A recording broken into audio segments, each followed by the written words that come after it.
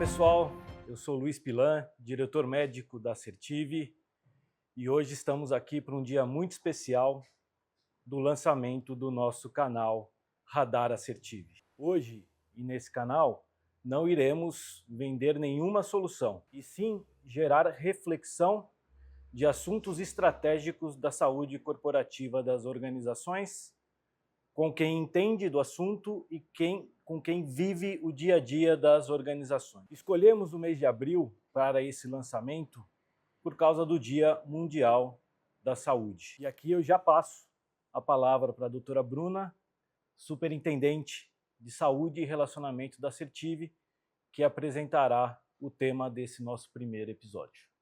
Obrigada, Pilan. Sejam muito bem-vindos e muito bem-vindas. É uma alegria poder inaugurar esse espaço aqui com vocês. E o tema do nosso primeiro episódio, ele não poderia ser mais provocador. O tema é longevidade. A ciência já nos diz que nós vamos viver 100 anos. Mas a pergunta que a gente não faz com a seriedade que a gente deveria fazer é: como é que nós vamos viver esses 100 anos? Com saúde, propósito e autonomia, ou nós vamos só sobreviver? E para responder essas perguntas, nós trouxemos dois convidados extraordinários. Fernando Aquio Maria, médico graduado pela Unifesp, pós-graduado em Medicina do Trabalho pela USP e especialista pela NANT-AMB. Coordenador do curso de pós-graduação em Gestão de Saúde Corporativa do Hospital Israelita Albert Einstein. Diretor médico América Latina da P&G. Bem-vindo, Fernando. Obrigado pelo convite. Marco Canteiro, médico especialista em Medicina do Trabalho, Medicina Aeroespacial e Ginecologia. Experiência profissional como médico e consultor de grandes empresas. Palestrante corporativo e criador do método Você Viverá 100 Anos, com o tema Longevidade e Bem-Estar. Bem-vindo, Marco. Obrigado, Bruno. Muito obrigado. Eu vou começar com você, tá, Marco? Na sua palestra, você fala muito, você provoca muito, falando sobre a fragilidade da vida humana, né? Mas a verdade é que a gente está sempre correndo, a gente está sempre batendo meta, pagando boleto. E como é que a gente pode despertar para essa fragilidade sem entrar em pânico? Eu acho que é ser grato, sabe? Quando a gente vive uma época em que vivemos muito e não percebemos que a vida é muito frágil. No dia a dia, hoje se alguém morre aos 60 ou 70 anos, a nossa percepção é de que morreu cedo. Há 100 anos atrás, que a gente não estava nessa tecnologia toda, as pessoas viviam 25, 30, 35 anos, a expectativa de vida era muito menor. Morria-se de tuberculose, de apendicite, de difteria, coisa que nós, 4 médicos, nunca atendemos ninguém com difteria. A gente morria de problema de saneamento básico, não tinha água tratada, as crianças morriam de diarreia. As grávidas morriam no 5º parto aos 22, 23 anos de hemorragia. Coisas hoje que são absolutamente distantes da realidade da maioria das civilizações, especialmente do nosso país, que tem os problemas, mas que a gente tem uma condição de saúde que leva a longevidade no Brasil a 77 anos de expectativa de vida em 100 anos. Mudamos muito. Então hoje, quem tem 40, 50 anos não percebe que a finitude é próxima, ou seria próxima. Eu sempre falo, a natureza é muito dura, a natureza é hostil. O Charles Darwin já falava isso, né? Que os indivíduos que vão sobrevivendo vão ficando os indivíduos que se adaptam melhor ao ambiente hostil da natureza. E a gente, ser humano, mudou esses paradigmas. Então hoje a gente vive 80, 90, 100 anos, que é o que eu falo nas palestras, porque cada vez mais tem centenários. E a arte nossa é entender isso e ser grato. Então, respondendo à sua pergunta, como é que a gente faz para viver isso sem entrar em pânico? Não, é sendo muito grato por tudo que a ciência traz. A ciência mudou muito positivamente a nossa vida. A gente hoje tem alimento, tem vacina, tem antibiótico, tem cirurgia, tem coisas que enganam a morte, eu falo isso sempre. A gente engana a morte nos ronda e a gente engana. E quanto melhor a gente fizer Quanto mais tempo a gente viver, mais a gente vai enganando a morte. Então, a minha promessa, né, do você viverá 100 anos, é uma promessa certa. Tirando alguma situação genética para algumas pessoas, se a pessoa fizer tudo certo, hoje um jovem de 20 anos de idade, se fizer tudo certo, se não tiver nenhum acidente, se comer direito, se fizer a sua lição de casa certinho, ele vai chegar nos 100 anos. É uma realidade prática, palpável quase. Coisa que na época do meu avô, do meu bisavô, do seu avô e bisavô, não era assim. Agora eu vou fazer uma pergunta para o Fernando, pegando esse gancho que o Marco falou. Você, Fernando, que está na cadeira de gestão de saúde de uma multinacional responsável por milhares de colaboradores, você acha que o RH está preparado para fazer gestão de pessoas, de funcionários que vão chegar aí aos 100 anos, né, ao esse envelhecimento da população, que podem ter aí fragilidades nesse processo de envelhecimento? Como que você vê isso? Boa pergunta. Inclusive, eu queria, antes de começar, né, a resposta, eu queria falar que eu estou feliz de estar aqui com o Marco, com vocês também aqui, da Assertive. O convite de vocês Pilan, Bruna, assim, é uma honra estar aqui com vocês. E quem está assistindo também, espero que aproveite aqui do que a gente vai falar, né? Maravilha. Muito bom, né? Mas, enfim, respondendo essa pergunta, infelizmente, eu acho que a maior parte das empresas não estão preparadas, né, para acolher esse público, né? Não sei se você viu, Marco, teve uma publicação da Organização das Nações Unidas, né, falando que 2030 vai ser o ano que vai ter mais público 60 a mais do que crianças, né, no mundo, né? Então as empresas, elas teoricamente já teriam que se preparar para absorver esse público no mercado aqui, ou então mantê-las no mercado de trabalho, né?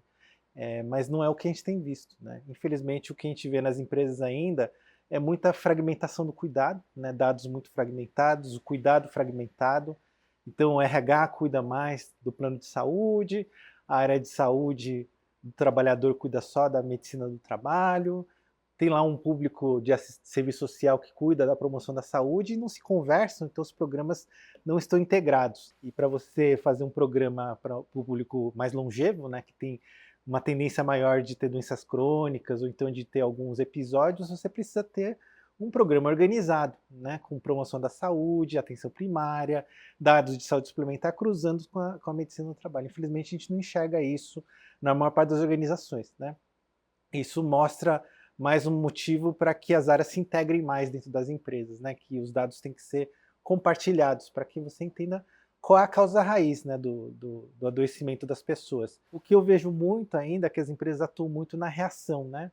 Em coisas de, então apareceu um caso, aí a gente age, né, para tentar mitigar ou resolver o caso, né? Mas na verdade o que as empresas deveriam começar a trabalhar mais é justamente analisando os dados e trabalhando na proatividade, na prevenção, na promoção da saúde das pessoas. Então, para isso, o que a gente tem que começar a fazer é trabalhar menos com indicador reativo, né? Que o mais comum que vocês veem aí, que é o que as empresas trabalham, que por causa é mais fácil de pegar, são os indicadores de CID, né? Quais são os CIDs mais prevalentes, o afastamento, absenteísmo, afastamento no INSS, rotatividade, essas coisas que já aconteceu, né? Não tem mais como voltar para trás e tentar evitar aquele caso, já foi. Você já pagou a conta, as empresas já pagaram a conta. Cada vez mais a gente trabalhar na promoção da saúde, então entender melhor dos indicadores proativos, para você poder então prever que vai acontecer alguma coisa e já fazer intervenção precoce. Por exemplo, para esse público mais longevo que tem mais vulnerabilidade, então a gente tem que trabalhar com doença crônica, tem que trabalhar em promoção da saúde desse público, né? Então a gente precisaria trabalhar mais em identificar na população quem são as pessoas com diabetes, quem são as pessoas com hipertensão, quem são as pessoas com obesidade, quem são as pessoas com transtornos mentais e colocá-las nas suas linhas de cuidado, com acompanhamento, com suporte. E a partir disso, você tem uma tendência de reduzir os custos assistenciais, porque as pessoas vão melhorando, a produtividade deles vai ficando melhor, eles vão ficando mais saudáveis, né? Todo mundo ganha. Ganha o trabalhador, ganha a empresa, né? E ganha a sociedade também, né? Então acho que esse é o ponto que está faltando E por isso que eu falo que, infelizmente, a maior parte das empresas ainda não estão nessa maturidade, né? Então, esse é o ponto que nós, 4 aqui, quem estiver assistindo o vídeo também, tem esse papel aí de transformar as empresas para que comece a atuar mais na promoção da saúde das pessoas, né? Complementar, o Fernando deu uma ideia. Acho que a gente tem a própria Assertive, a própria vocês dois, né, Bruno e Pilan, como médicos da Assertive, sabem que muitas vezes a pressão é como é que você faz para reduzir o sinistro. E aí a redução do sinistro, do custo assistencial, é em redução troca do plano, da operadora. Aumento de coparticipação. Aumento de coparticipação. Não, é promoção de saúde. É o que o Fernando falou, é linha de cuidado. O diabético, o hipertenso, como é que a gente vai fazer o rastreamento de câncer de mama, que metade das pessoas elegíveis não faz mamografia. E aí você tem um diagnóstico tardio com um custo muito maior, custo financeiro para a empresa, e o custo de risco de morte para aquela mulher que podia ter feito um diagnóstico precoce de câncer de mama se cumprisse o básico. Muitas vezes as empresas não incentivam isso. Incentivam depois e questionam depois os custos já existentes, que ele falou. É o custo da notícia velha. O custo já foi realizado. Então, a boa prática, que é boa para a sociedade, é fazer mudança de cultura de saúde. É as pessoas entenderem que ter saúde é uma conquista. Hoje, por conta daquilo que eu falei agora há pouco, a gente evoluiu muito. Vacinação, anestesia, cirurgia, antibiótico, tudo isso mudou. Só que isso foi passivo no cidadão. O que a gente tem que fazer, cada cidadão tem que fazer efetivamente, e as empresas estimulando isso. O papel do mundo corporativo é educar, sensibilizar, até gamificar, né? Tem até gamificação, você premia pessoas que têm um comportamento mais saudável do ponto de vista de se manter bem. Para quê? Para poder trabalhar muito, para poder viver muito, para poder realizar muito. Quando a gente tem 70 anos, um homem de 70 anos, muitas vezes ele está trabalhando, uma mulher de 70 anos está trabalhando por uma questão de subsistência, mas não precisa ser só por subsistência, pode ser por propósito, pode ser por projeto. Aquela mulher, eu falo isso sempre relacionado da menopausa, aquela mulher de 50 anos que ela trabalhou, que ela realizou por uma questão de que ela tinha a maternidade, ela tinha os seus filhos, ela tinha a sua vida. A partir dos 50, os filhos cresceram.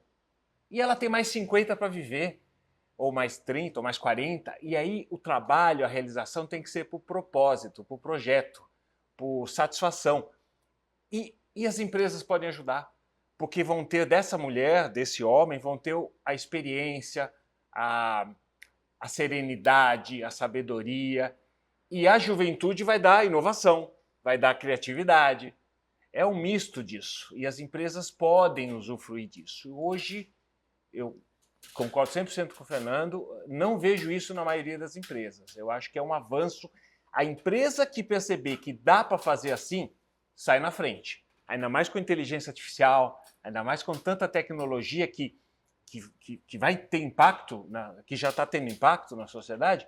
Então, quem fizer diferente, as empresas que têm esse olhar de fazer, cuidar mais das pessoas, ter um cuidado humanizado não na palavra, na realidade, vai ter um resultado financeiro e de mercado melhor. Não tenho dúvida disso.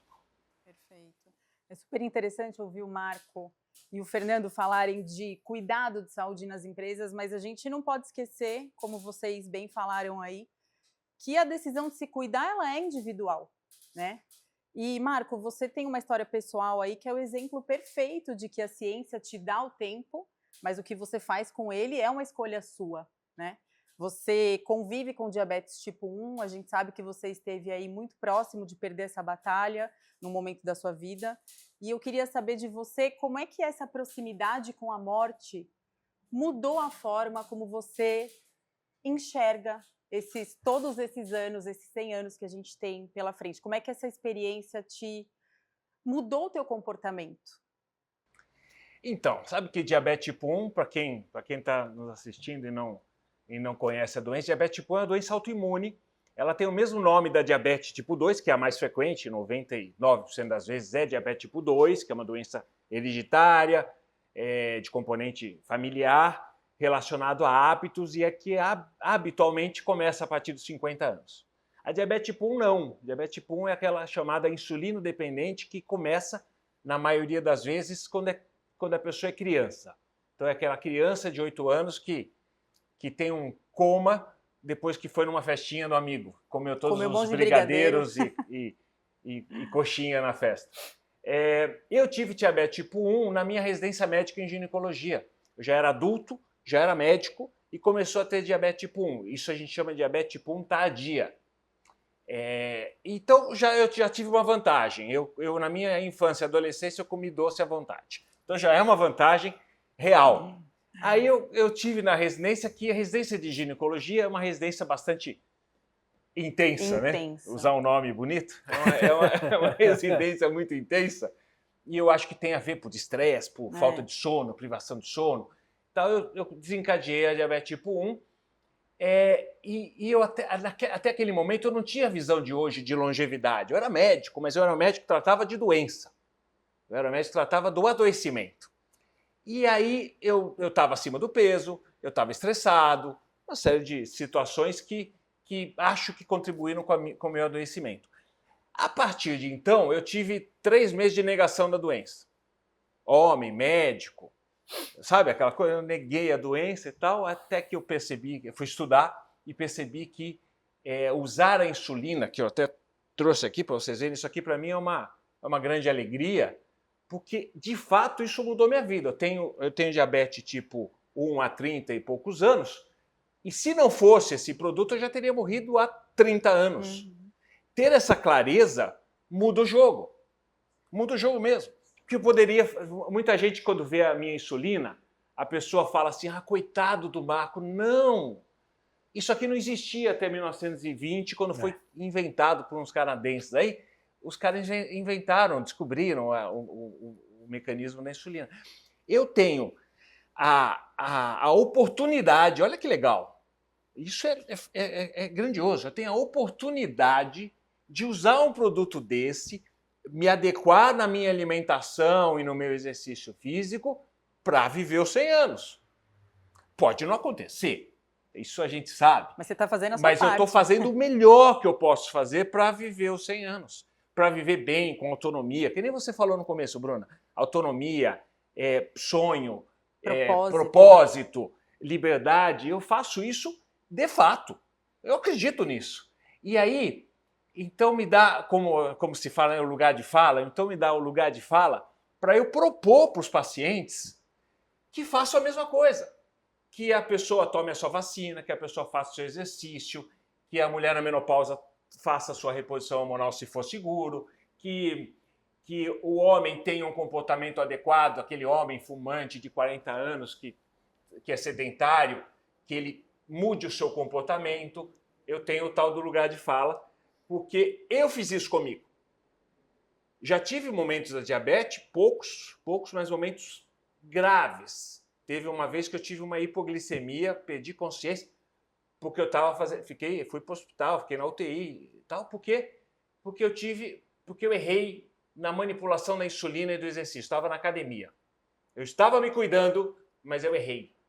E isso me gerou mais aprendizado. Tem que ter muito cuidado, muita disciplina, muito método. É uma doença, a minha em especial, uma doença que exige método, exige disciplina. Mas a minha disciplina é a mesma que todo mundo deve ter. A diferença é que eu posso morrer agudamente, eu posso ter uma cetoacidose ou uma hipoglicemia. Essa é a diferença. Mas a minha lição de casa é a mesma de qualquer um. Comer direito, fazer exercício, ter gestão do estresse, dormir direito, é a mesma.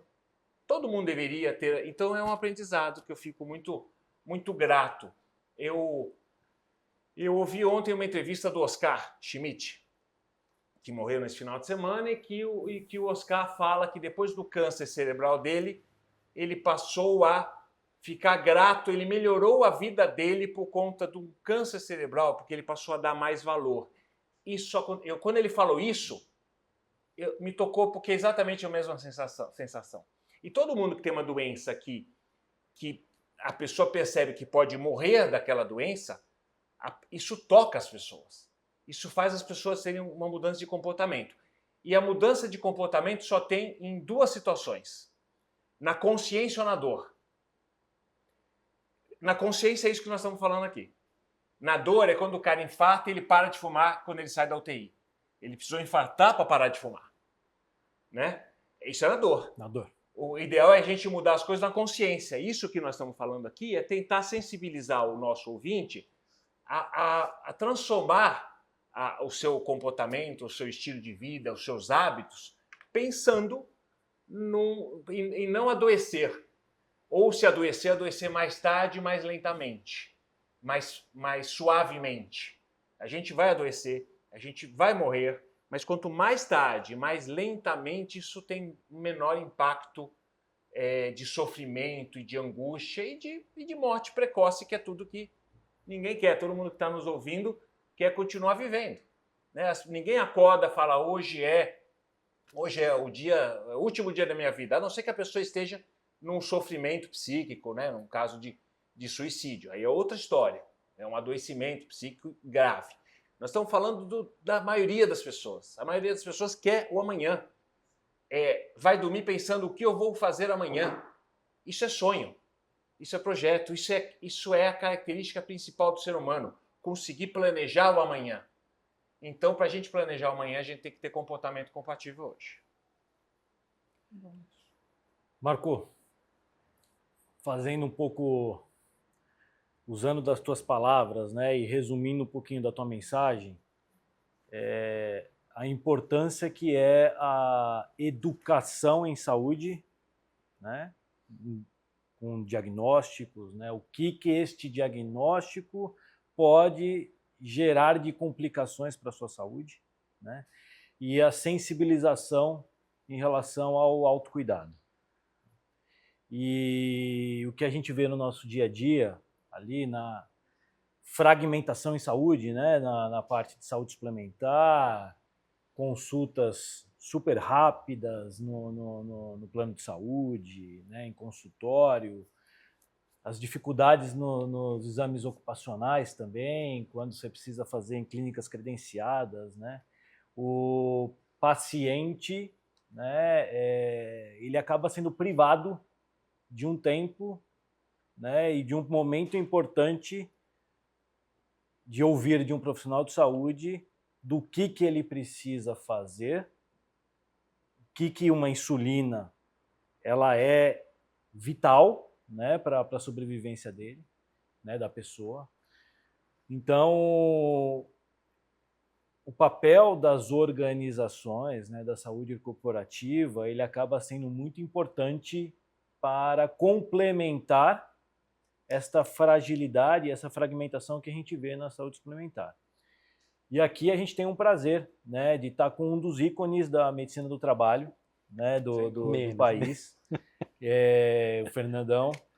E eu acho que é um dos poucos médicos que teve uma longa jornada dentro de uma mesma instituição, né? Porque o mais comum é a gente ver um médico durar 1 ano ou 2 anos numa empresa, o próprio RH, né, que está cuidando da saúde dos colaboradores, e isso vai fragmentando, né, a cultura em saúde, né, o diálogo com a população, né, com os funcionários e dependentes. E a gente sabe que a P&G é um grande case, né, de mercado, né, um case de saúde. E eu queria que você falasse um pouquinho para a gente, Fernando, como que foi essa construção da tua jornada, né, dentro da P&G, e aquilo que você entende, né, como importante, que trouxe resultado na tua gestão, né, e também, né, eu acho que quando você olha o teu cargo, né, são poucas empresas, né, que valorizam a posição de um médico, né, você como um diretor de saúde, né, isso já mostra a preocupação e a valorização da P&G no cuidado em saúde e na gestão de saúde. Então, eu queria escutar um pouquinho de você. Bom, assim, para dizer que cuidar da saúde das pessoas não é com campanha, né? Porque a maior parte das empresas fica fazendo campanha Novembro Azul, Outubro Rosa, né? Setembro Amarelo, né? Que é importante para conscientização, mas não muda comportamento, né? Então, acho que isso é um ponto que todo mundo aqui que está assistindo tem que ter na cabeça. Fazer campanha, ele conscientiza, mas para mudar o comportamento das pessoas, você tem que instalar a cultura de saúde na organização. Para você instalar uma cultura de saúde numa organização, o Marco ele entende disso também, né? Você precisa de 3 coisas, né? Primeiro, no geral, assim que saúde tem que fazer parte do negócio, né? Isso é uma coisa que a gente tem que deixar claro. Saúde é parte do negócio. E aí eu preciso, então, ter a liderança sensibilizada e atuante, né? Segundo ponto, você ter as ferramentas, os incentivos, né, que o Marco já citou aqui, e um ambiente de trabalho que propicie o cuidado com a saúde, né? O que a gente enxerga na maior parte das empresas? Vocês todos já passaram por empresas, vocês devem concordar comigo que vocês enxergam, né? Por exemplo, cuidado com o diabetes, né, que aqui foi o caso que o Marco contou. O Marco precisa ter uma série de cuidados, ele tem a consciência disso, mas se o ambiente não favorece, certamente ele fica tentado a fazer a coisa errada, né? Por exemplo, uma nutricionista, muitas empresas contratam um nutricionista para ter lá dentro do ambulatório, né? Aí a nutricionista fala assim, ó, Marco, você precisa desembalar menos e descascar mais, né? Precisa comer comida de verdade, né? Menos ultraprocessados, né? Porque isso aí vai fazer mal, né? E os cuidados que você tem que ter com a sua doença, com o diabetes. Aí o Marco sai da consulta e fala assim, boa, né? Entendi tudinho. Aí chega na empresa, não tem fruta à disposição. Como é que eu vou descascar mais se tudo aqui é industrializado, né? Que eu estou vendo na empresa. Tem empresa aí, uma vez eu fui numa empresa de tecnologia que falou assim para mim, Fernando, eu queria que você olhasse aqui o que a gente precisa fazer, porque nós estamos tendo um alto custo com cirurgia bariátrica, não existiam as canetas ainda na época, né? Estamos tendo um alto custo com cirurgia bariátrica, mas o que acontece nessa empresa aí? Eles tinham vending machines só com bobagem, né? Eles tinham comida, tinha Ben Jerry's lá à vontade para as pessoas, tinha Coca-Cola, Guaraná, todo lugar à vontade, o refeitório deles era só fritura, né? Aí você fala, poxa, mas com esse ambiente, você quer que as pessoas cuidem da sua saúde, você fornece só besteira para as pessoas comerem. Ah, mas é que o nosso mundo de TI, ele é assim, entendeu? Eu preciso que as pessoas estejam com bastante energia, né? Então, mas não é assim que a gente cuida da saúde, entendeu? Então, você está achando que está cuidando da saúde deles, está fornecendo um monte de coisa que tem que desembalar, né? Mas, na verdade, você está prejudicando, porque as pessoas estão adoecendo e o custo está caindo lá na saúde suplementar, né? Com as suas cirurgias bariátricas, você está reclamando tanto que o custo está alto, né? Então, o que as empresas precisam fornecer mais é fruta. Então, a nutricionista pode ensinar, né? Então, as pessoas aprendem. Aí, eles vão para o meio, encontram fruta à disposição. Nas vending machines, tem lá os alimentos saudáveis, não é só bobagem. Vai ter bobagem também, óbvio, né? Mas se tiver lá a logomarca do programa de saúde indicando quais são os alimentos saudáveis que você tem que pegar, que é recomendado pelo departamento de saúde, ele vai atrás desses alimentos saudáveis, né? Se ele quer cuidar da saúde, ele aprendeu com a Nutri, eu vou procurar por isso. E a liderança incentivando esse processo de você cuidar da sua saúde, a própria liderança gravando assim. O presidente da P&G, por exemplo, vira e mexe, ele solta vídeos orgânicos, não é porque eu peço para ele fazer. Ele faz organicamente lá, olha, como é que está meu prato hoje?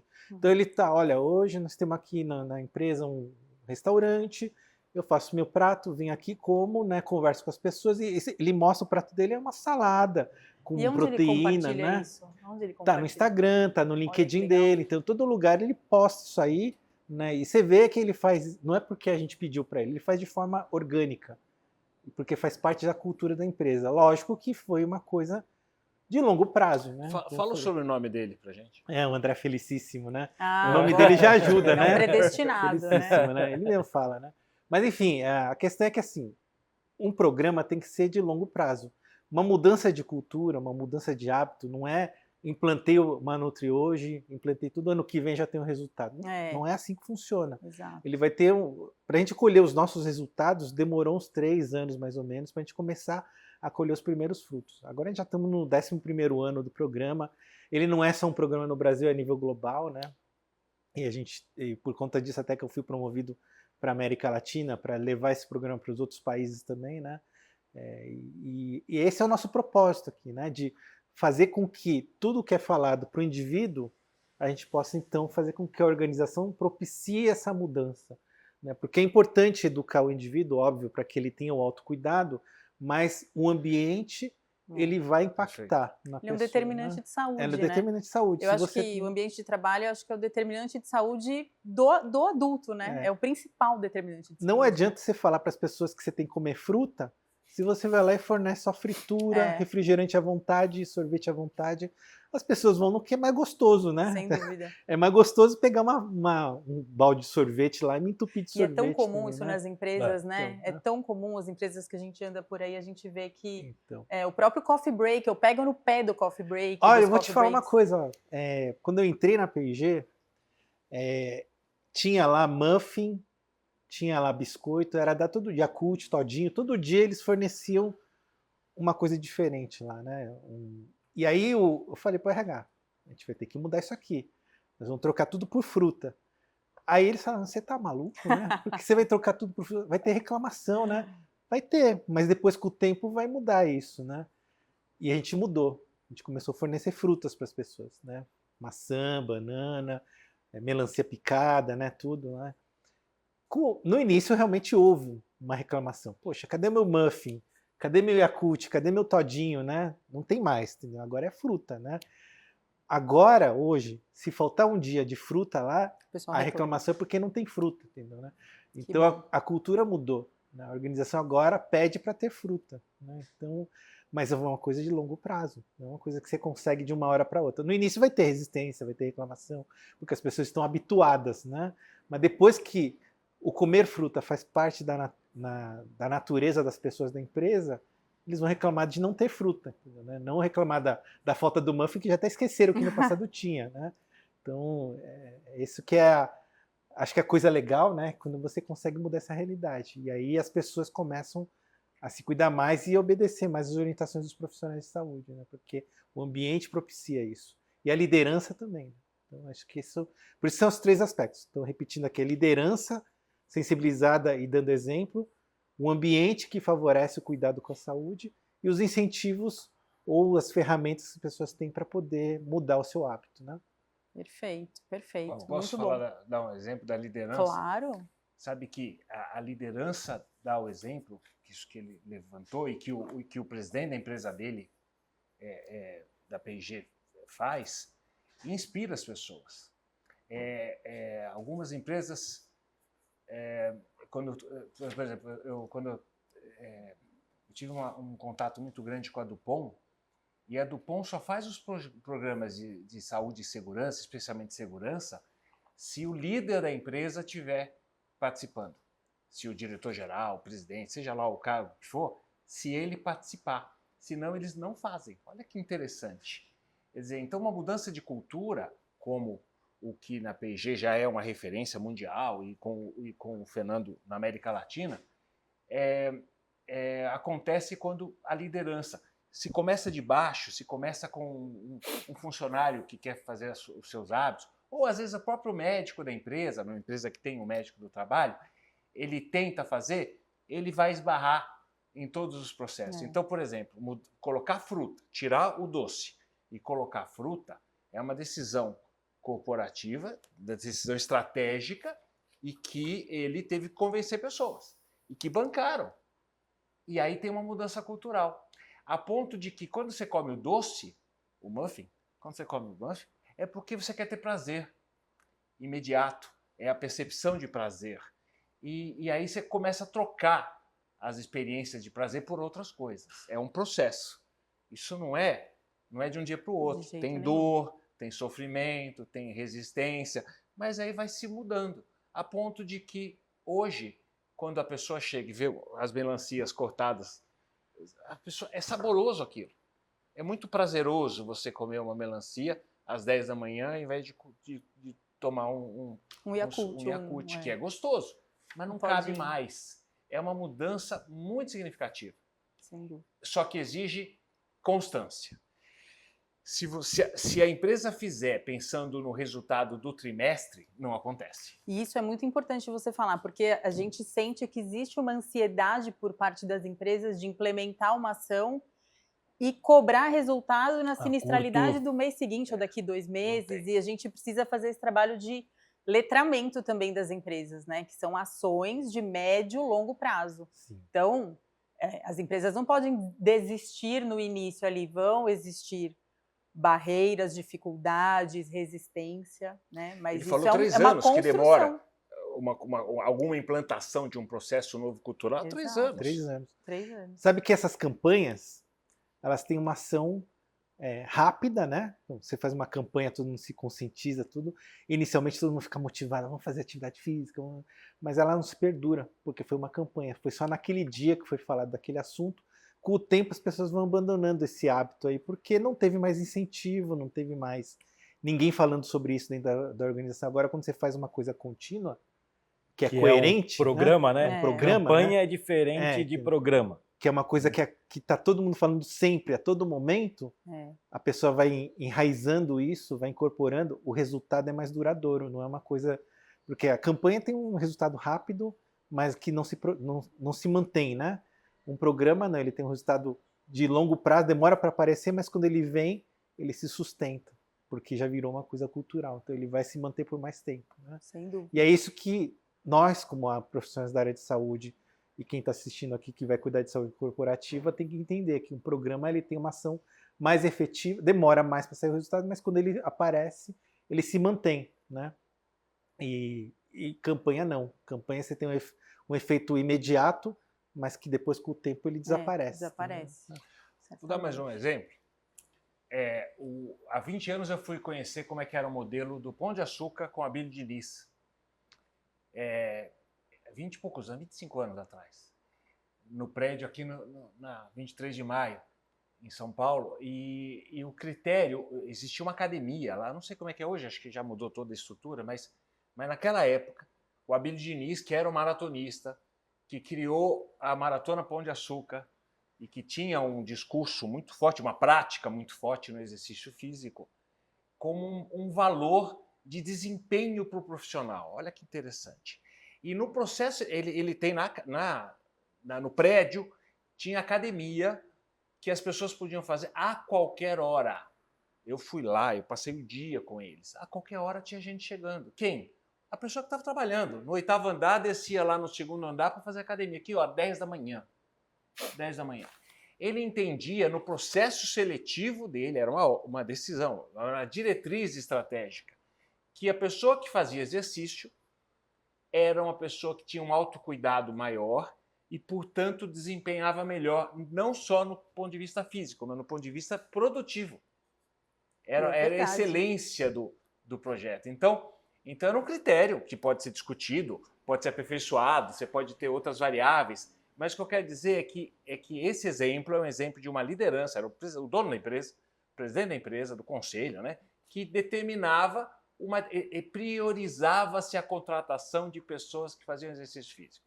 Isso fazia parte do conceito. É muito legal. Muito legal. Eu não sei como é que era a sinistralidade, mas possivelmente, se tinha algum impacto maior em sinistro, era em ortopedia. Talvez. Talvez. Mas os outros aspectos das variáveis de adoecimento físico, possivelmente eram dados melhores. Eu não tenho esse dado, mas eram possivelmente melhores. E, Marco, ouvindo você falar aqui a tua história, né, com o diabetes tipo 1, e do teu exemplo aí, do momento que você virou a chavinha aí, né, para mudar os hábitos e construir um futuro melhor e mais longevo, você deixa todo mundo aqui com vontade de viver mais e melhor também. Mas a verdade é que a rotina, eu acho que ela atropela todo mundo aqui, né? Todo mundo, nós 4 que estamos aqui, todos que estão assistindo, eu acho que todo mundo tem essa sensação, né, de que todos os dias a gente é atropelado pela rotina. Então, eu queria que você falasse de caminhos práticos, que você desse dicas práticas do que a pessoa que está ouvindo a gente no trânsito ou no escritório, o que ela pode fazer hoje para fazer com que esses anos que ela tem pela frente valham a pena de fato. Bem, todo mundo sabe o que é para fazer, né? Todo mundo Todo sabe. mundo sabe. O problema é dar o primeiro passo. Então, todo mundo sabe que é dormir melhor, comer direito, fazer exercício e ter bons relacionamentos. São pilares aí da boa saúde, né? Evidente que isso não se muda de um dia para o outro. Ninguém sai do sedentarismo para virar um atleta olímpico porque decidiu. Não é assim. Existe um processo. Esse processo deve ser feito primeiro, entendendo que ele é importante. Então, primeiro, se você não tiver consciência, você não vai fazer, porque é doloroso fazer. Quando você renuncia a um alimento, quando você vai fazer um exercício de manhã, antes de trabalhar, ou no final do dia cansado, isso é um esforço. Isso não é fácil. Então, você só vai fazer se tiver consciência. Então, ter o letramento, ter o repertório de informação que te motive a fazer o esforço. A partir daí, você tem que ter projetos. Qual é o projeto seu para daqui a 10 anos? Aquilo que o pessoal fala, como é que você se vê daqui a 10 anos? Isso é muito importante. Porque se você não tiver o sonho de daqui a 10 anos, onde eu vou estar, o que eu vou estar fazendo, você não paga o preço hoje. O preço para daqui a 10 anos você tem que construir hoje, em todos os aspectos, financeiro, cognitivo, de capacidade física, tudo isso familiar. Você vai construindo hoje para daqui a 10 anos você ter a experiência que você idealizou, né? E aí sim as dicas práticas. Então vamos lá. Você não começa a fazer exercício, se você é sedentário, você não começa a fazer exercício 5 vezes por semana. Não. Mas você vai começar 2 vezes por semana. Mas é engraçado que esse é um grande erro das pessoas, né? Das pessoas colocarem metas lá em cima. Eu só vou na academia se for 5, 6 vezes na semana, senão eu nem vou. Porque quer resultado rápido. Quer um resultado rápido. Você tem que ter o objetivo de perder. Você vai perder, por exemplo, você está 10 quilos acima. Quero perder 10 quilos. Não, você quer perder 1 quilo esse mês. Quebra a meta grande em metas menores, metas pequenas. Você quer perder 1 quilo esse mês. O que você vai fazer para perder peso 1 quilo esse mês? Poxa, você vai deixar de comer 3 colheres de arroz, você vai comer 2 no almoço. Você vai deixar de comer um pãozinho inteiro no café da manhã e vai comer meio pãozinho. E vai saborear o meio pãozinho. Eu não estou falando para você, eu adoro pão. Vai comer. Só que você vai fechar os olhos, juro. Bruna, se fecha os olhos e saboreia meio pãozinho. Você vai ter mais prazer, mais alegria, mais sensação de bem-estar do que você comer um inteiro compulsivamente. Olhando o celular e respondendo mensagem. Olhando o celular, você come 2 pãezinhos e não percebeu que você comeu, não teve o prazer de comer. Mindful eating, né? Mindful eating, é isso, é uma palavra bacana isso, é você notar o que você está fazendo. Né? Notar o que você está comendo. Mindfulness, né? Que é você percebeu o momento seu. E aí tem o Mindful Eating, que é você comer conectado notando, com o alimento, conectado né? com o que você está fazendo, saboreando aquilo. Exato. Se você faz isso, você come menos. Então não é para abrir mão, não precisa abrir mão dos pequenos prazeres da vida. Só que precisa comer menos em quantidade, saboreando mais. Se você fizer isso, você já perdeu 1 quilo no mês. Fácil. Sem sofrer. No final do ano você perdeu os 10 quilos que você queria. Então, é verdade, isso é um fato. É um fato, só que exige disciplina em toda a refeição. Toda a refeição você tem que pensar no assunto. Você pensa no assunto, cumpre a meta, menos batata, menos arroz, menos pão, o docinho você pega só um pedacinho e você comeu tudo com sabedoria. Então, alimentação. Exercício físico, começa 2 vezes por semana, disciplinadamente. Gaste o dinheiro na academia, vá na academia, faça isso de uma maneira bastante disciplinada, fique incomodado se você faltar, sinta que você está perdendo dinheiro, se incomode com aquilo, tenha raiva de você porque você não foi, aí você vai lá disciplinadamente. Depois de um tempo você vai ficar mais confortável, poxa, dá para fazer mais uma vez, até que um dia daqui a 1 ano você vai fazer 5 vezes por semana. É um processo. Não queira ter o resultado rápido, tá? Senão você se frustra. Exato. E aí você abandona, porque o cérebro da gente não quer a frustração. Exato. O terceiro ponto é o sono. Ter disciplina no sono. Para dormir, a nossa espécie, eu sempre falo isso, a gente tem uma sociedade tão maravilhosa, com tantas soluções, só que a nossa biologia é a mesma. E a gente, do ponto de vista biológico, a gente existe para dormir às 8, 9 horas da noite, quando o sol se põe. Nós somos um animal mamífero que dorme cedo, ou dormiria cedo. A nossa biologia não mudou. O nosso ambiente ficou maravilhoso, cheio de confortos, mas a biologia é a mesma. Então, quando anoitece, você tem que se preparar, tem que diminuir a velocidade e tem que ir dormir, privilegiar. Lógico, tem gente que a pessoa trabalha de dia, faz faculdade à noite, tem trânsito, chega 1h da manhã em casa. Tudo bem, a gente sabe que tem dificuldades, mas chegou 1h da manhã, vai dormir. Não fica até as 2h30 no celular, que é o que muita gente faz. Então esse é um terceiro pilar, alimentação, didaticamente, alimentação, exercício Atividade físico, física. sono. E o outro são as relações. Eu sempre falo, a gente trabalha, as pessoas trabalham e no seu trabalho elas são generosas. Elas toleram coisas que elas não gostam, elas recebem uma orientação, não curte muito, mas elas toleram, faz parte do ambiente do trabalho, elas se relacionam com pessoas que elas não têm muito afeto, mas elas se relacionam bem, faz parte da vida social. E aí quando ela chega em casa, com a pessoa que ela mais ama, que é o esposo, a esposa, os filhos, os pais, ela trata mal. Ela desabafa com a pessoa que ela mais ama. Isso é exatamente o contrário de regar o amor, né? O amor tem que ser regado todo dia. Você tem que voltar para casa, você vai contar das suas dores do dia para o seu marido, para a sua mulher, você vai contar. Mas você não pode brigar com essa pessoa. Essa pessoa é seu porto seguro, é a pessoa que você escolheu para estar na sua casa, você dorme junto com a pessoa. Então você tem que tratar a pessoa com generosidade. Aquela generosidade que você teve durante o dia inteiro, com desconhecidos. Você tem que ter com a pessoa que você mais ama. Isso alimenta. A gente está falando de longevidade. A longevidade ela tem que ser física, mas ela tem que ser relacional também. Para que você viva intensamente, longamente, com aquela pessoa que você escolheu, com aquela família. Porque, em última análise, a maioria das pessoas vive na sua longevidade só ou com o seu cônjuge. Em última análise é isso, porque os pais morreram, os filhos têm a vida deles e a gente vai envelhecer ou só ou com o seu cônjuge. Então esse seu cônjuge, né, a sua esposa, o seu marido, você tem que tratar como a pessoa que é o seu berço. E isso são as relações afetivas e que são muito importantes serem bem cuidadas. Se você fizer isso tudo, e tendo um projeto de 10 anos, você está construindo saúde. Lógico, você pode ter uma infelicidade, você pode ter uma doença genética que você não teve gestão, mas a maioria das coisas você joga para frente. E aí, usando o que eu sempre falo da ciência médica.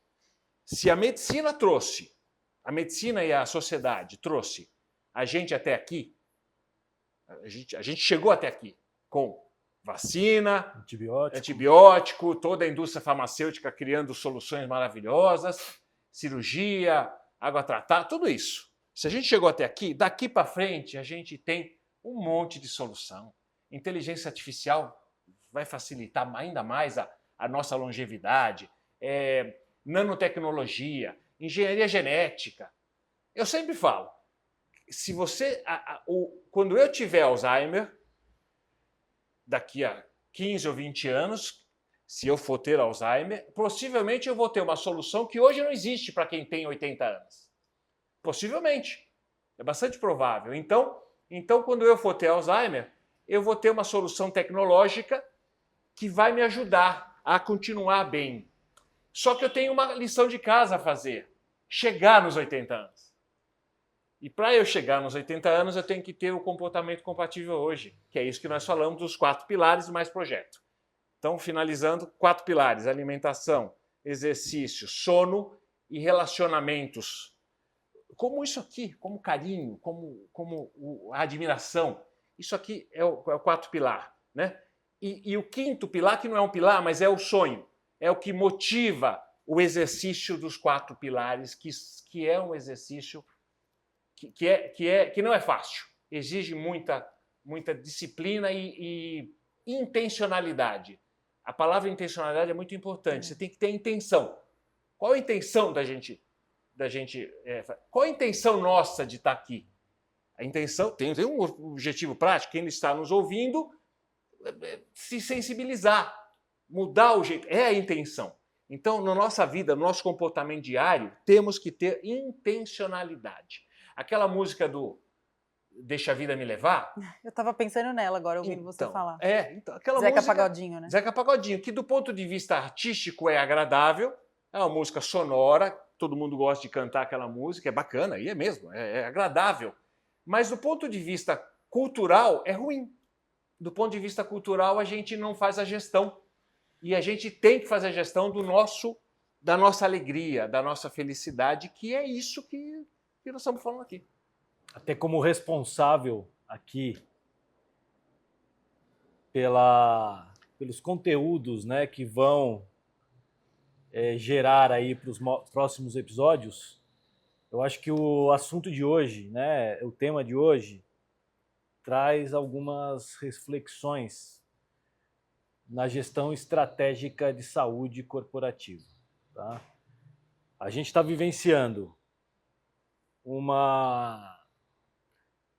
impacto de custos nas crianças com os tratamentos de espectro autista, né, que as empresas não estavam preparadas, né? Antes as crianças elas eram oxigenação do plano de saúde, porque não tinha gasto, né? Só iam em consultas periódicas com o pediatra quando iam. Agora não, está estourando os custos. Então, gestão de pessoas, saúde corporativa tem que olhar para fora da empresa para as crianças.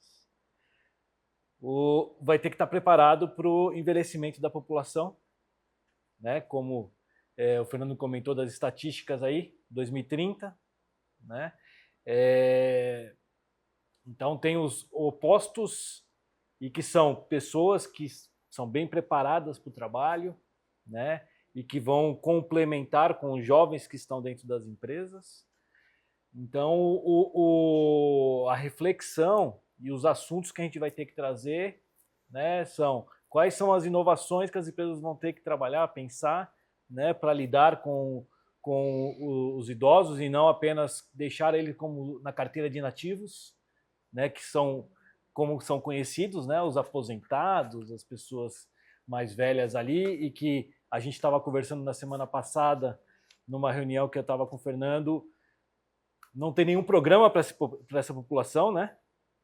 São poucas as operadoras que trabalham com esse público, né? Como trabalhar com as crianças, como trabalhar com as pessoas que estão... As empresas têm empresas que estão incentivando o uso das canetas para emagrecer, né? E os efeitos colaterais que esse pessoal que está tratando, né? E isso pode gerar um absenteísmo por efeito colateral. Então tem um monte de discussão nova para a gente trazer aqui para o nosso canal, né? Então eu acho que tem muito assunto, desde assunto polêmico, assunto novo, que é o que é o nosso objetivo aqui do Radar Assertivo, né? A gente fica também aberto a sugestões aí do público, né? De outros temas. E tem até, a gente já escutou aí semana passada, empresas, né, incentivando como benefício o congelamento de óvulos para as mulheres também que estão envelhecendo, estão na carreira corporativa e que preferem retardar ali a gestação. Então, acho que tem uma transformação aqui que a gente tem que trabalhar, trazendo especialistas, né? Pessoas que não são só técnicas teóricas, né, estudiosos, mas também que vivenciaram e vivenciam as dores e as dificuldades do dia a dia. É diferente trazer uma pessoa que não vivenciou, né, a gestão dentro da empresa. Então, esse é o objetivo de ter essa discussão, né, de ser um canal aí autêntico, com profundidade e trazendo reflexões. Queria fazer uma pergunta para o Fernando, doutor Fernando. Tá saindo do script. Saindo, Tá saindo do saindo. script. Uma pergunta para o doutor Fernando, que eu acho que pode inspirar quem está nos assistindo. Ele tem resultados extraordinários na vida profissional dele e muitas vezes a gente fica sem palpar.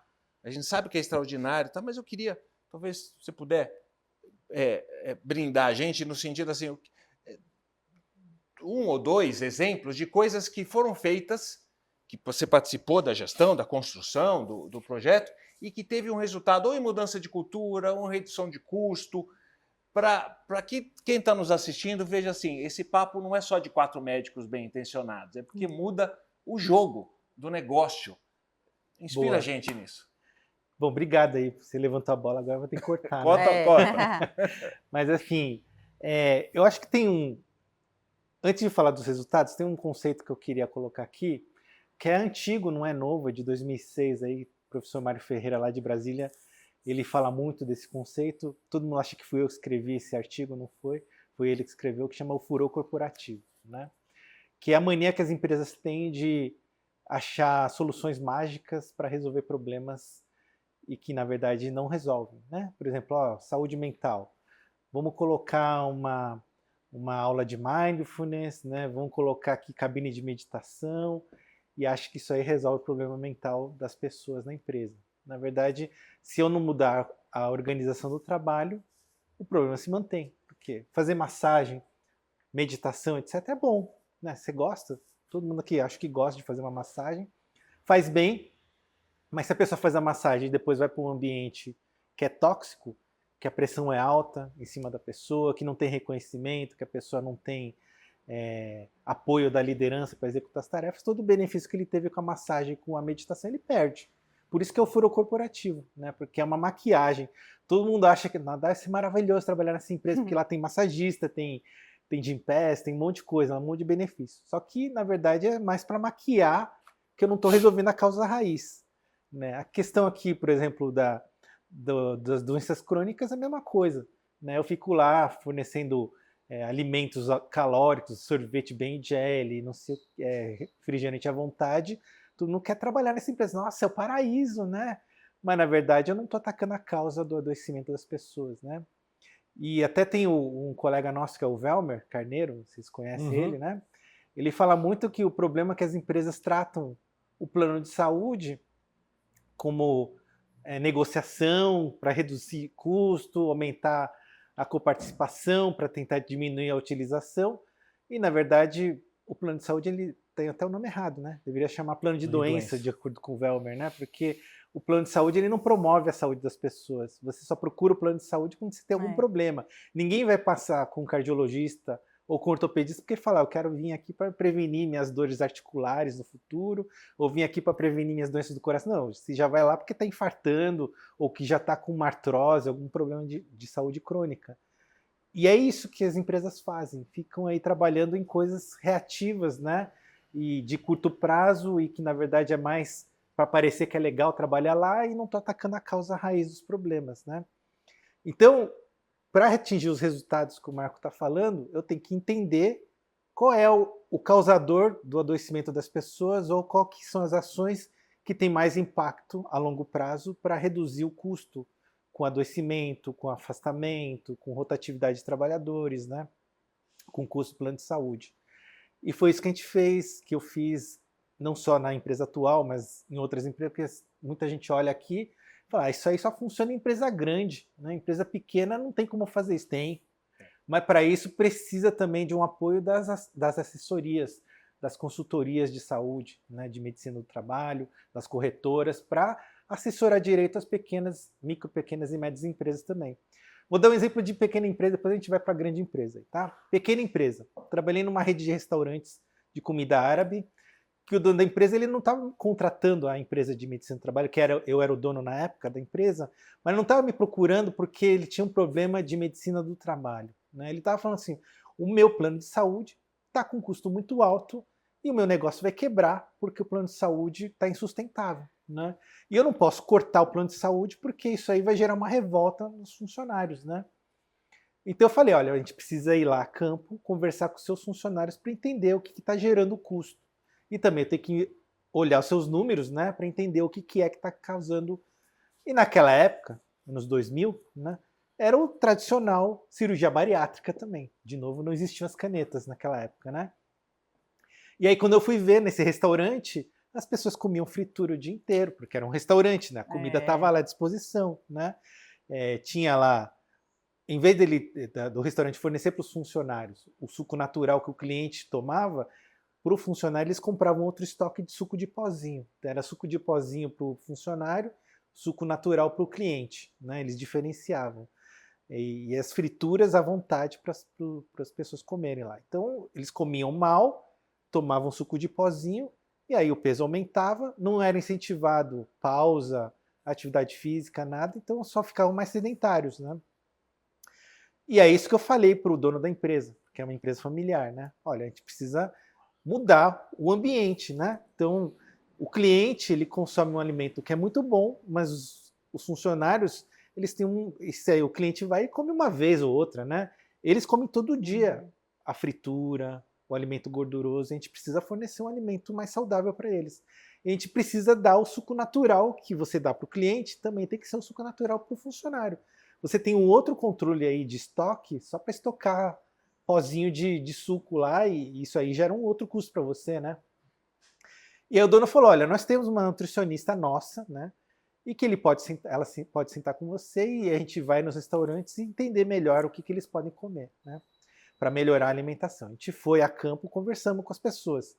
A maior parte do público é nordestino, não adiantava chegar para eles e falar, tem que comer mais brócolis, tem que comer... Porque eles falavam, não é a nossa natureza, né? Então a gente tinha que fazer experimentos. Então com a Nutri, e a gente foi lá, arroz com brócolis, aí eles falaram, arroz com brócolis dá. Em vez de você comer as frituras, vamos fazer os grelhados aqui, né? Começar a fazer grelhado, tem aqui a carne. Tudo era coisa que era matéria-prima do próprio restaurante, que já servia para o cliente, mas em vez do funcionário comer isso, ele comia mais as frituras. Então a gente começou, o grelhado que o cliente come, o funcionário também pode comer a mesma coisa, né? Então não precisa comprar nada novo. E na verdade a gente vai cortar. Em vez de ficar comprando suco de pozinho, você não precisa mais comprar o seu suco de pozinho. Vai fornecer a fruta e fazer o suco da fruta que você já compra, já está no seu estoque, né? Então isso otimizou até o pessoal do controle de estoque. Falou, é menos um produto para eu controlar. E você sabe que o segredo dos restaurantes, para quem está aqui, é quando você tem um cardápio mais enxuto, é a chance do restaurante crescer mais. Quando você faz um cardápio com 1000 páginas, o estoque fica gigantesco, você perde muito produto, porque você tem que fazer um controle de estoque maior, o pessoal do controle de estoque não consegue dar vazão para tudo, por causa disso que muitas vezes colocam no cardápio, esse aqui está em falta, esse aqui está em falta. Não é que está em falta, é porque eles estão cortando mesmo, não tem como gerenciar muita coisa. Então o cardápio enxuto faz o restaurante crescer mais. E a gente falou, olha, pega esses produtos que já servem para o cliente, serve para o funcionário também.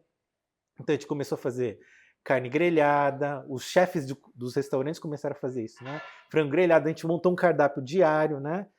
E aí a comida dos funcionários ficou tão boa que às vezes quando eu ia fazer os exames das pessoas lá, ou conversar com as pessoas, eu comia com os funcionários. Eu falei assim, a comida de vocês é fantástica, né? A comida do restaurante também é, mas já que lá eu já conheço, eu vou comer com vocês, né? E aí o que aconteceu? Começaram a melhorar a alimentação, né? E além disso, depois, como é restaurante, eles têm convênio com o Sesc, né? Do comércio, né? Então começaram a chamar o Sesc para fazer o incentivo à atividade física. Começaram a montar a seleção dos restaurantes lá. Então esse restaurante montou um time, cada loja tinha o seu time de futebol e fazia o inter-equipes lá, loja versus loja. Morumbi versus Iguatemi, né? E aí ficou tão bom esse time que montaram uma seleção desse restaurante para fazer o Inter-Restaurantes. E aí começaram a ganhar todos os campeonatos do Inter-Restaurantes. Se vocês olharem os Inter-Restaurantes, aí vocês vão saber quem que é a empresa que eu estou falando. Mas é uma empresa que cresceu, né? Cresceu. Quando eu comecei nessa empresa, elas tinham 8 lojas, né?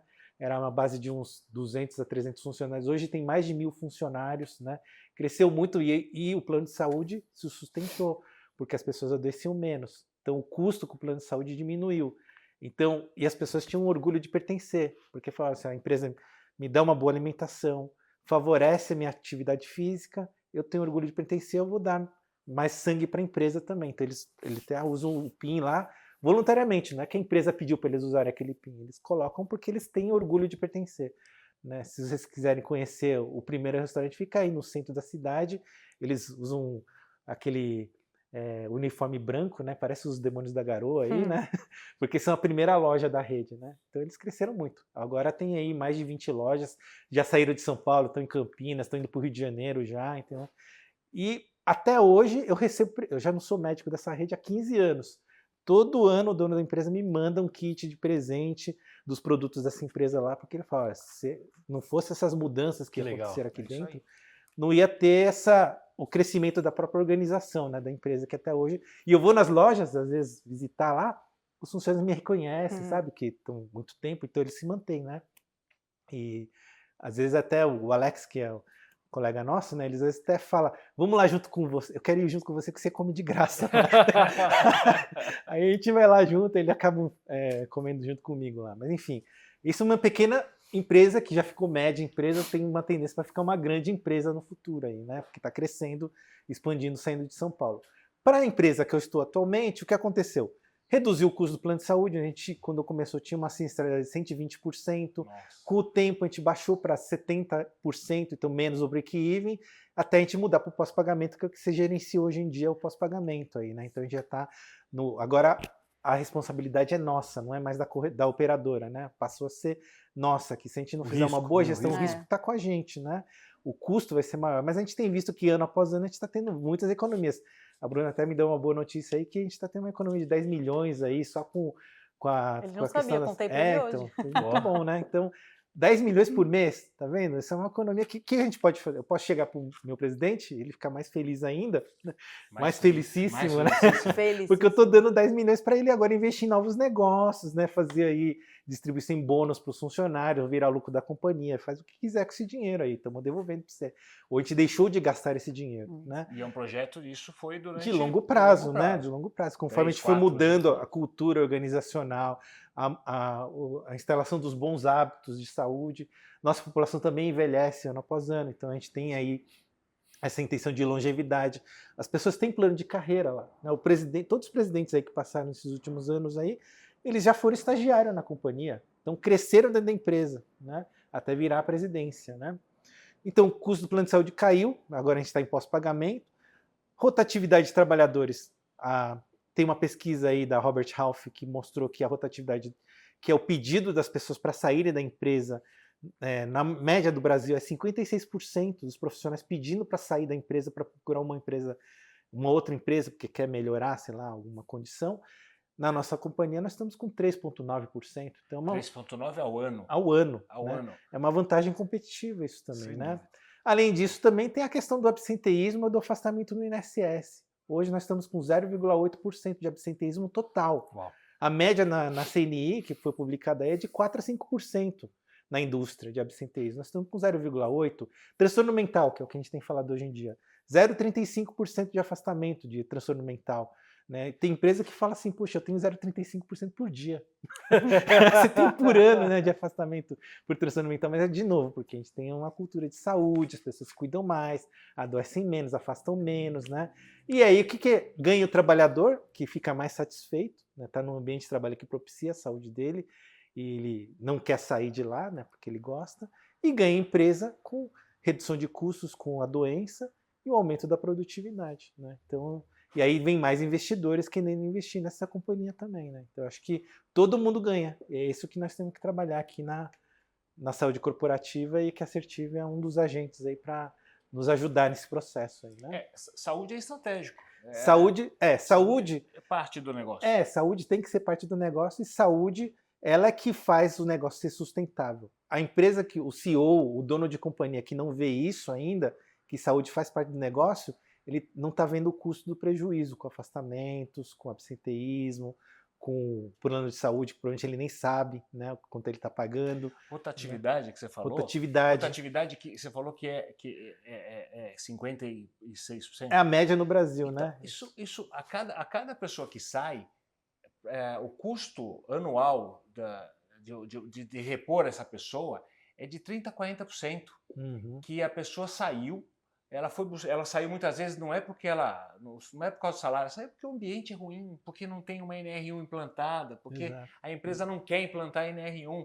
E ela pede a oportunidade de ter um funcionário que, quando alguém sai, até repor demora 3, 4 meses, até treinar, enquanto isso essa pessoa tem que ser coberta com hora extra, com uma reposição temporária, com desmotivação de quem ficou e está sobrecarregado. Quer dizer, é uma sucessão de equívocos quando você não faz isso tudo que o Fernando ensinou. Toda essa linha de cuidado da saúde, do bem-estar, de ambiente de trabalho próspero, de reconhecimento, valorização, capacitação de liderança, isso é bom para todo mundo. Todo mundo ganha. O país ganha. A sociedade ganha. Os investimentos acontecem. Exatamente. Os arredores daquela empresa, a vizinhança ganha quando tem prosperidade. Então, esse é um olhar muito diferente. Por isso que eu te perguntei, porque eu sabia que você ia falar. Boa. Eu tinha combinado com ele. Eu não tinha, mas eu sabia que ele ia levantar essa bola, porque ele falou de duas empresas, uma pequena, uma grande, com resultados expressivos. Mas a empresa tem que estar afim. Se pensar no resultado do trimestre, não rola. Marco, você falou bastante aqui sobre o motivo para a gente dar o primeiro passo hoje. Então, eu queria que você deixasse a sua mensagem final para todo mundo que nos acompanhou aqui nesse episódio. Olha, eu acho que, como mensagem aí para finalizar, você que está me ouvindo, entender o seguinte: a responsabilidade da sua saúde é só sua.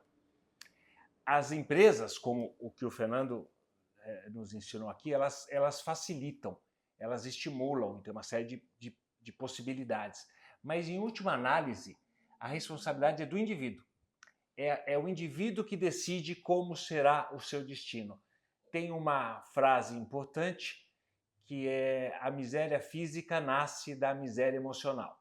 Quando a gente tem comportamento inadequado, comportamento em todos os sentidos da vida, um comportamento muito relacionado às nossas emoções ruins, a gente toma decisões que atrapalham a nossa vida no geral e, em especial, aqui no nosso tema, em especial a nossa longevidade saudável. A gente adoece por conta das nossas emoções. Então, gerencie suas emoções, faça escolhas certas, escolhas intencionais, pensando na sua longevidade com bem-estar. E a responsabilidade é só sua. Fernando, eu também quero te dar aí a última palavra. Se você tivesse que escolher um único conselho para um CEO de uma empresa que vê saúde como custo e não como estratégia, qual seria esse conselho? Bom, antes de falar, eu queria agradecer aqui a nossa conversa, né? Pilan, Bruna, Marco aqui, amigos de longa data, né? Acho que eu aprendi bastante, estou bem feliz aqui. E assim, a dica que eu dou, né, tanto para o dono da pequena, média empresa, como também para o CEO de uma grande companhia, já que o Marco deu uma frase de efeito aí, também vou soltar uma frase de efeito aqui, né? Então, saúde, ela não compete com o resultado. Na verdade, sustenta o resultado. Então, é esse que é o papel do CEO, do dono da empresa. Entender que saúde faz o negócio ser mais sustentável, né?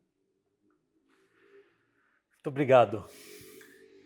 Pessoal, pelo tempo temos que encerrar, mas acho que teria espaço para muitos outros assuntos aqui relacionados ao tema longevidade, né?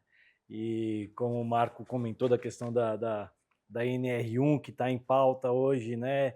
E na questão do cuidado com saúde mental, ela é um dos principais também pilares aí para a longevidade, mas é o primeiro de muitos episódios do Radar Assertive, né? Só hoje alguns outros assuntos já me colocaram em mente aí para os próximos episódios, né? Estamos vivenciando uma transformação etária das crianças com altos gastos no plano de saúde por causa dos tratamentos do espectro autista, né? Que isso muda muito aí a terapêutica e os gastos, a longevidade, do cuidado que tem que ter com o envelhecimento da população. Então, acho que tem muitos assuntos importantes para a gente trazer para os próximos episódios, mas acho que como o primeiro, aí, com a participação de celebridades aí da saúde corporativa, né, foi muito bom estar com vocês. Obrigado mesmo. Obrigada, Marco, Fernando, obrigada a todos que nos acompanharam nesse primeiro episódio do Radar Assertive. Se esse bate-papo, essa conversa fizeram sentido para você, compartilha com seu colega de RH, com o seu gestor, com o CEO da sua empresa, porque essa conversa precisa chegar mais longe. E até o próximo Radar.